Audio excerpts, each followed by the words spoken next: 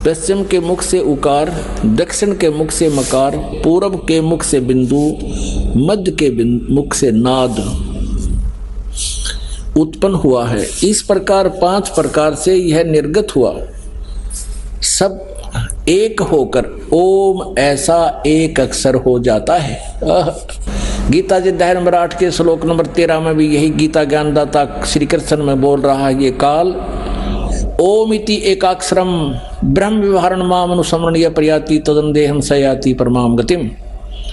तो सिद्ध हो गया कि ये जो पुराण का ज्ञान दे रहा शिव पुराण का ये काल है और यही श्री कृष्ण में प्रवेश करके बोल रहा है और ब्रह्मा विष्णु महेश इसके पुत्र हैं।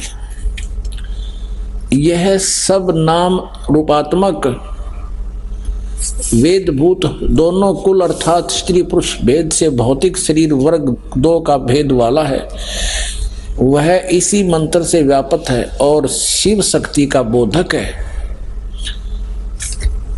इसी ओंकार से सब जगत का बोधक प्रणव उत्पन्न हुआ है। अकार आदि मकार कर्म से अर्थात आकार से, नकार से, उकार से, मकार से सी व नाद से यह प्रकट हुआ है। और इसी पंचाक्षर से 5 भेद से मात्र का आकार से ये सारा कुछ लड़कान हुए। इसे श्रो मंत्र और 4 मुख से त्रिपाद गायत्री यानी ओम नाम से ही सारा कुछ आगे इसके ये सब इसी से बने करोड़ मंत्र उत्पन्न हुए इसी से, लेकिन मूल मंत्र यही है। इस श्रेष्ठ मूल मंत्र से सब सिद्ध भोग और मोक्ष की सिद्धि होती है आदि आदि। अच्छा, इस कहने का भाव ये है, इस मूल संस्कृत जैसे गीता प्रेस गोरखपुर से प्रकाशित इस विद्वेश्वर संहिता का अनुवाद करते समय गीता प्रेस गोरखपुर से प्रकाशित शिव पुराण के अंदर इन्होंने अपनी सोच ठोक दी, वहां लिख दिया ओम नमः शिवाय ये मंत्र जाप करो, लेकिन मूल संस्कृत में मूल पाठ में कहीं पर भी ऐसा नहीं है कि ओम नमः शिवाय जाप करो। ये लोक वेद का मंत्र है और इसने सिर्फ एक ओम का जाप करने को कहा है कि इस मूल मंत्र के जाप से ही सब लाभ होगा, आगे करोड़ों मंत्र जो तुमने बना लिए वो व्यर्थ हैं। इसलिए तो गीता जी अध्याय नंबर 8 के श्लोक नंबर 13 में कहा कि ओम इति एकाक्षरम ब्रह्म व्यवहारण माम अनुसमरण यह प्रयाति तदंदेहम सयाति परमाम गतिम। ये देखिएगा शिव पुराण, ये गीता प्रेस गोरखपुर से प्रकाशित है, संपादक हनुमान प्रसाद पोदार और ये प्रकाशक मुद्रक है गीता प्रेस गोरखपुर। ये है विद्वेश्वर संहिता श्री शिव पुराण, वही गीता प्रेस गोरखपुर से प्रकाशित है। पृष्ठ नंबर 24 पे ये ब्रह्मा और विष्णु के बीच में इस काल भगवान ने एक स्तंभ खड़ा कर दिया, ये पिलर यानी लिंग खड़ा कर दिया और इसका भेद ये नहीं पा सके, फिर वो खुद प्रकट होकर इनको समझाने लगा। ये पृष्ठ नंबर 25 पे 24 में आपने वो स्तंभ देखा नीचे। ब्रह्मा और विष्णु ने पूछा उस काल भगवान से, ब्रह्म से, सदाशिव से, हे प्रभु सृष्टि आदि 5 कर्तव्यों के लक्षण क्या हैं, यह हम दोनों को बताइए। भगवान शिव बोले यानी काल ब्रह्म बोला, मेरे कर्तव्यों को समझना अत्यंत गहन है, तथापि मैं कृपा पूर्वक तुमको उनके विषय में बताता हूँ। ब्रह्मा 34 को कहे विष्णु को सृष्टि पालन संहार तिरोभाव और अनुग्रह ये 5 ही मेरे जगत संबंधी कार्य हैं जो नित्य सिद्ध हैं। अब 26 पे देखो कमाल कर दिया, ये 26 पे है, यहां देखिएगा पुत्रो, वही वर्णन है जो आपको अभी खेमरा श्री कृष्णदास प्रकाशन से पढ़कर सुनाया था, ये तो वही है नु का नु। पुत्रो, तुम दोनों ने तपस्या करके प्रसन्न हुए मुझ परमेश्वर से सृष्टि और सतीथि नामक 2 कृत्य प्राप्त किए हैं। विष्णु और ब्रह्मा को कह रहा है ये काल ब्रह्म ये दोनों तुम्हें बहुत प्रिय हैं। इसी प्रकार मेरी विभूति स्वरूप रुद्र और महेश्वर ने, ये मैं नहीं है, 2 अन्य उत्तम कृत्य संहार और तिरोभाव मुझसे प्राप्त किए हैं, परंतु अनुग्रह नामक कृत्य दूसरा कोई नहीं पा सकता। अब यहां देखेंगे, अब ये जो बोल रहा है ये ब्रह्मा विष्णु महेश का पिता ब्रह्म है, काल है। मैंने पूर्व काल में अपने स्वरूप भूत मंत्र का उपदेश किया है, जो ओंकार के रूप में प्रसिद्ध है। वह मंगलकारी मंत्र है। सबसे पहले मेरे मुख से ओंकार यानी ओम प्रकट हुआ, जो मेरे स्वरूप का बोध कराने वाला है। ओंकार वाचक है, मैं वाच्य हूँ। यह मंत्र मेरा स्वरूप ही है। प्रतिदिन ओंकार का निरंतर स्मरण करते रहने से मेरा ही सदा स्मरण होता है। मेरे उत्तरवर्ती मुख से अकार का, पश्चिम मुख से उकार का यानी ए और ऊ, दक्षिण मुख से मैं मकार का, पूर्ववर्ती मुख से बिंदु का तथा मध्यवर्ती मुख से नाद का प्राकट्य हुआ है। इस प्रकार 5 अवयवों से युक्त ओंकार का विस्तार हुआ है और इन सभी अवयवों से एकीभूत होकर प्रणव ओम नामक एक अक्षर हो गया। गीता जी धर्मराठ के श्लोक नंबर 13 में गीता ज्ञानदाता भी यही काल है, ब्रह्मा विष्णु महेश का पिता है। वो कहता है ओम इति एकाक्षरम ब्रह्म विवहारण माम अनुसमरण यह प्रयाति तदंदेहम सयाति परमाम गतिम।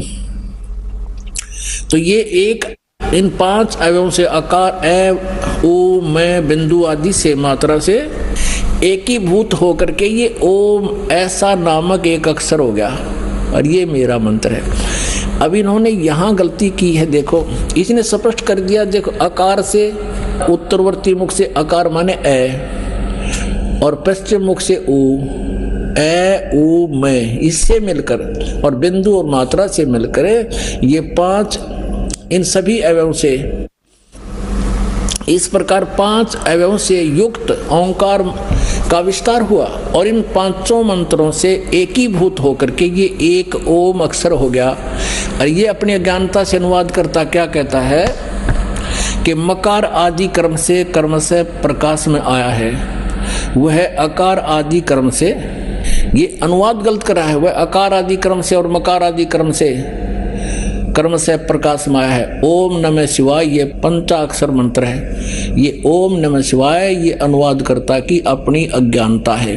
मूल पाठ में ये कहीं ओम नमः शिवाय मंत्र नहीं है, केवल ये कहता है कि इन 5 अक्षरों से, इन सभी अवयवों से एकीभूत होकर इस प्रकार ये 5 अवयवों से युक्त ओंकार का विस्तार हुआ। ये अकार मकार तो ये कही रहा है, यहाँ से इन 5 से मिलकर ये एक अक्षर हो गया, नथिंग एल्स। ये ओम नमः शिवाय ये कोई मंत्र नहीं है, ये गलत। इसका जाप करके हम शास्त्र विरुद्ध साधना करके अपनी सारा जीवन व्यर्थ कर जाते हैं इन भ्रमित लोगों के द्वारा। हमने हिंदी पढ़ते रहे, हिंदी में ये मंत्र मिल गया, इसका रगड़ा लगा दिया। ये शास्त्र विधि त्याग कर मनमान आचरण होने से यूजलेस है, ये मंत्र नहीं करना चाहिए। अपने आत्माओं आपको पता चलेगा, आप शिक्षित हो, अपने सामने आप समक्ष देख रहे हो कि आप जी जो साधना करते थे वो गीता जी अध्याय नंबर 16 के श्लोक नंबर 23 में कहा कि शास्त्र विधि त्याग कर जो मनमाना आचरण करते हैं उनकी न तो गति होती है, न कार्य सिद्धि होती है, न उनका कोई सुख प्राप्त होता है, यूजलेस। तो ये ओम नमः शिवाय, ओम भगवते वासुदेव नमः, अण्यम नमः, यू एवं नमः, ये बकवाद है सारी। केवल एक ओम मंत्र है, ये ब्रह्म का है। और बाकी जो कमलों को खोलने के वो मंत्र अलग से हैं, उनकी क्रियाएं अलग हैं, जो हमारे कमलों से हमें बरी करेंगे, हम वो मंत्र भी इन्हीं में से हैं। अब ये मूल संस्कृत आपने देखा, खेमरा श्री कृष्ण दास प्रकाशन बंबई से आपको मूल संस्कृत भी दिखाएंगे, उसमें कहीं भी ऐसा नहीं लिखा है कि उसमें ओम नमः शिवाय का जाप का संकेत हो। ये देखिए, ये वही पुस्तक है श्री शिव पुराण जो आपको पहले दिखा रहे थे, इसमें सारा संस्कृत भी साथ में है। विद्वेश्वर संहिता भाग 1 अध्याय 10 का हम पढ़ रहे हैं 19 पृष्ठ पे। इस कारण से ज्ञान की सिद्धि के निमित्त ओंकार नामक मंत्र जाप करो। इस ओंकार नाम के मंत्र का आगे फिर विशेषण बताया है कि यह वाचक है और सोई निज मंत्र उपदेश करते हैं। यह ओंकार मेरे मुख से उत्पन्न होने से मेरे ही रूप का बोधक है और महामंगल करने वाला है। यह वाचक है, मैं वाच्य हूँ। यह मंत्र मेरा आत्मा है, इसके स्मरण से मेरा स्मरण होता है।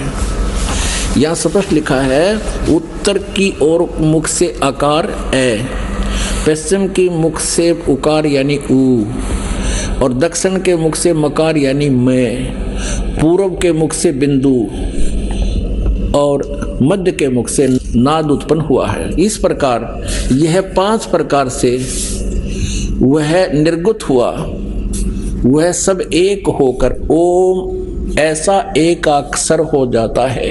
इसमें कहीं और नहीं है ओम नमः शिवाय। ये मूल संस्कार देख लो, ये 19वां है। एकीभूत होकर के ओम इति एक अक्षरम अभवत, कितने भी इसमें ओम नमः शिवाय आप नहीं पाओगे। आप देवनागरी लिपि को खूब पढ़ सकते हो, इसमें कहीं भी ओम नमः शिवाय नहीं है, कहीं पर भी नहीं है। यहाँ अकार आदि कर्म से और मकार आदि कर्म से ये केवल यही एक ओम मंत्र होता है। ओम ये एक अक्षर होगा 5 अक्षरों से मिलकर। अपने आत्माओं, इस मनुष्य जीवन की कोई कीमत नहीं है। परमात्मा ने बताया है, कबीर परमेश्वर जी कहते हैं, कहता हूं कहीं जात हूं, कहूं बजा के ढोले, श्वास जो खाली जात है भाई 3 लोक का मोल। कहता हूं कहीं जात हूं, कहूं बजा के ढोले, श्वास जो खाली जात है ये 3 लोक का मोले।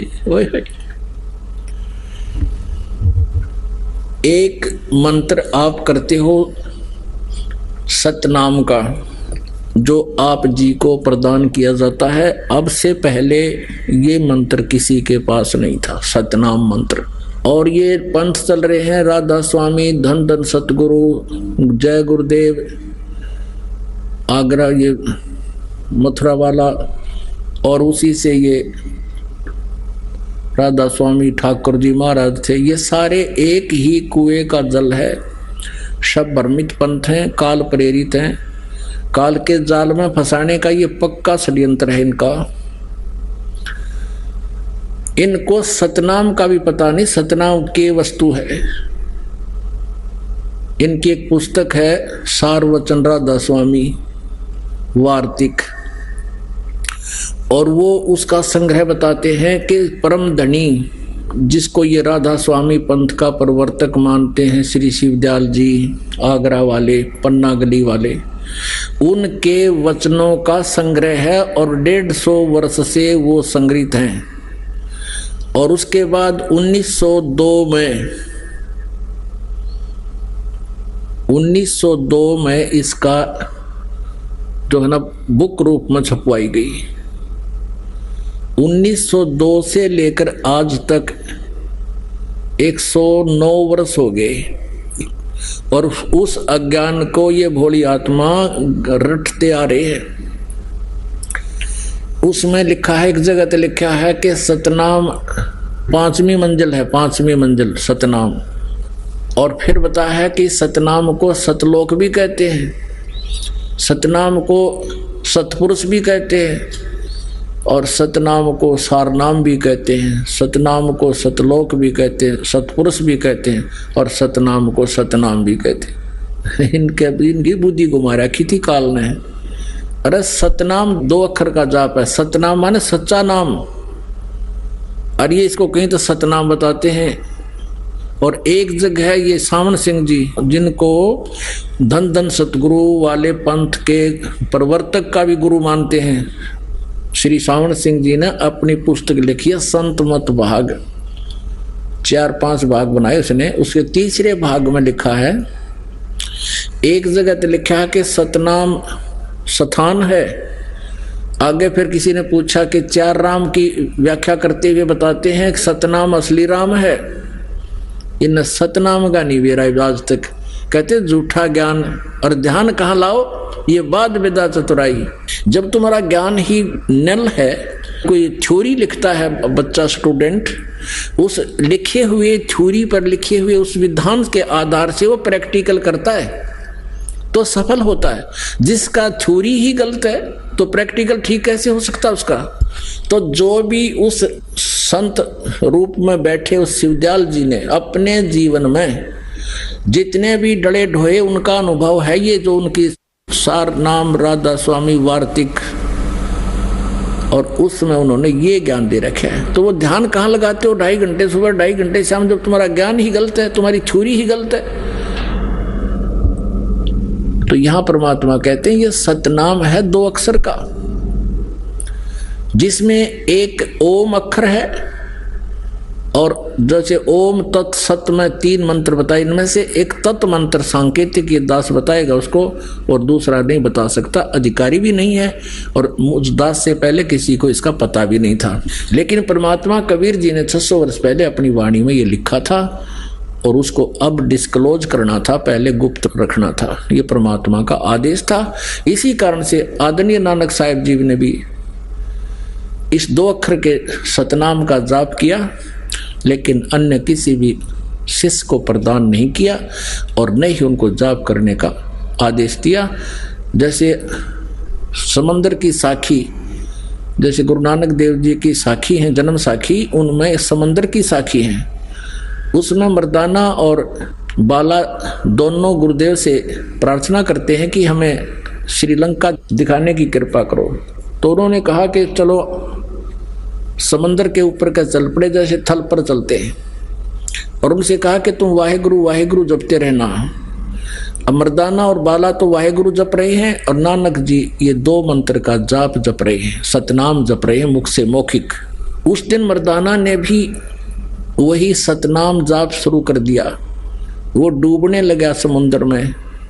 तब गुरुजी ने पूछा, मर्दाना तू वही जाप कर जो मैंने कहा। तो मेरी रीस मत कर, मेरे वाला जाप मत कर। तब उसने वही जाप किया, वो 2 अक्षर का जाप बंद कर दिया। अपनात्मा इससे भी ये बात प्रमाणित होती है कि सुनियोजित तरीके से परमात्मा यहाँ तक लाए हैं इस रहस्य को। परमेश्वर कबीर जी ने कहा था धर्मदास जी को, धर्मदास तो 1,00,000 दुहाई, ये सार नाम कहीं बार ना जाई, ये असली मंत्र कहीं बार ना जाई। और इस मूल ज्ञान को भी, यथार्थ ज्ञान को भी अभी तक छुपा के रखना है। अब कलयुग के इस समय में इसको डिस्क्लोज करना था। इससे सिद्ध है कि ये मंत्र अभी किसी के पास नहीं था। गुरु नानक देव जी को अवश्य पता था, लेकिन इन्होंने आगे परमात्मा के आदेश से किसी को, सिख समाज को नहीं दिया। क्योंकि अब तक अगर ये मंत्र पहले से डिस्क्लोज होता तो ये नकली काल के दूसरा दस्वामी वाले इसका मंत्र बताते पाते, 2 अक्षर का ये मंत्र जाप करो, फिर ये दास क्या बताता आपको, और वो नाम ये देवी देते तो भी अधिकारी नहीं थे, इसलिए वो काल के जाल में फिर भी रख देते आपको। तो इस प्रकार परमात्मा ने आप पे मेहर करी है, और इस परमेश्वर के इस सतनाम के जाप से आपके पाप कटेंगे, आपके श्राप कटेंगे, आपके ऊपर 3 ताप का जो दुख, भूत प्रेत पितर जो भी आपके ऊपर आपदाएं आई हैं, ये सब नष्ट हो जाएंगे। क्या बताते हैं, जब ही सतनाम हृदय धरो भयो पाप को नाशे, जैसे चिंगारी अग्नि की भाई पड़े पुराने गाशे।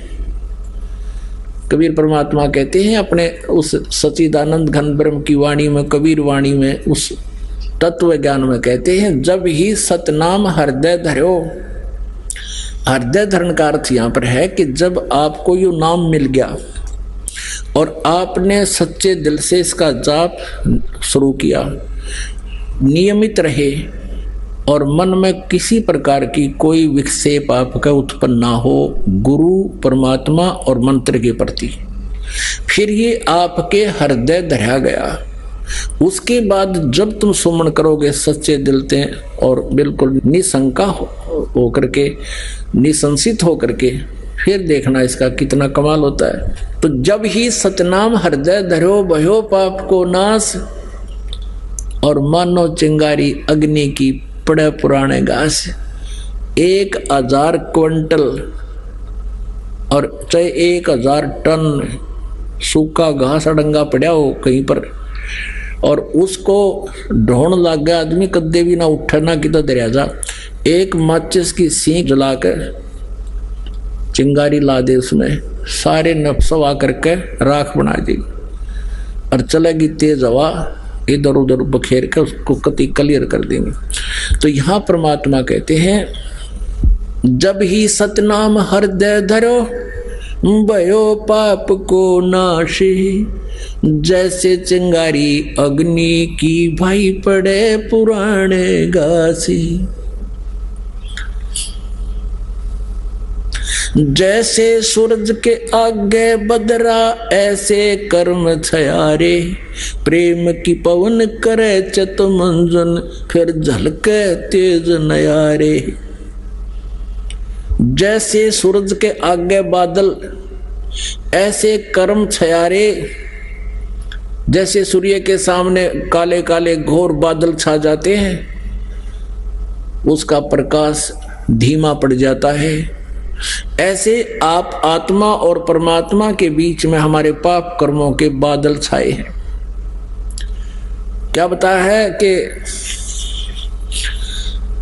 जैसे सूरज के आगे बदरा ऐसे कर्म छयारे, प्रेम की पवन कर चतमंजन फिर झलक तेज नयारे।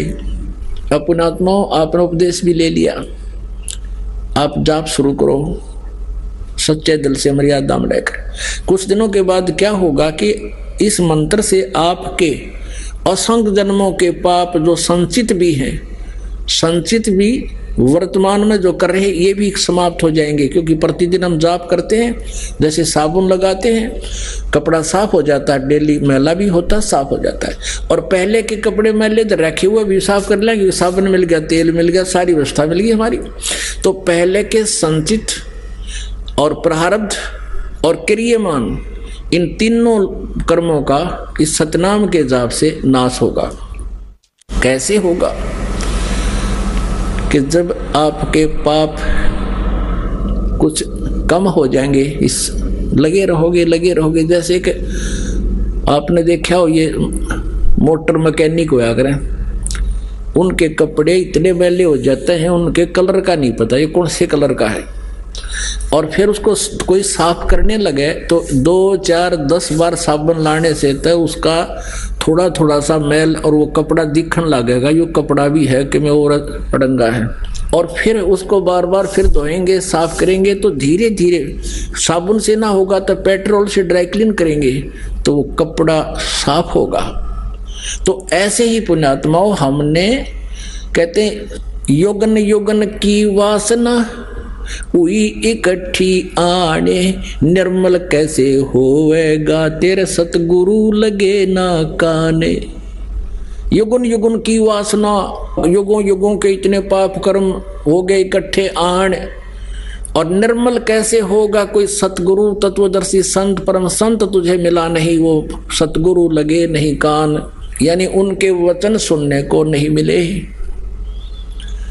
और जब आपके हृदय में फिर कुछ दिनों के बाद क्या होगा, आपके हृदय में एक ऐसी पवित्र प्रेम उत्पन्न होगा भगवान के प्रति। पहली बार तो आप सत्संग सुनते हो, 2-4 बार तो ये ज्ञान सुनने को भी अच्छा नहीं लगता। धीरे धीरे आपको इतना आनंद आएगा फिर, क्योंकि जैसे मलेरिया के बुखार में, जबर में इंसान को, व्यक्ति को खाना भी कड़वा लगे, सेब संतरे भी कड़वे लगते हैं, टेबलेट खाने से, यानी कड़वी टेबलेट ही खानी पड़ती है। कहाँ तो वो रोटी भी खाना नहीं चाहता, वो भी कड़वी लग रही है, उस कड़वी को मीठा बनाने के लिए कड़वी टेबलेट ही खानी पड़ती है, कुनीन खानी पड़ती है, न चाहते हुए भी खानी पड़ती है। तो ऐसे इस ज्ञान को और फिर मंत्र के मिल जाने पर सुमन उसके ऊपर विशेष कसक से जाप करने को आपने न चाहते हुए कुनीन की तरह खाना ही पड़ेगा, करना ही पड़ेगा। तो प्रारंभ में तो आपको मजबूरी सी होगी कि ये बता दिए इतने मंत्र गुरु जी ने, ये कैसे होंगे। अरे सुबह से लेकर शाम तक मजदूर कस्सी बजावे, किसान हल जोता है, सारा दिन फदर फदर पता नहीं कहाँ तक पहुंच जाते हैं। क्या भगवान का बैठ कर चलते फिरते मंत्र नहीं कर सकते हम? कुछ दिनों के बाद फिर इस मंत्र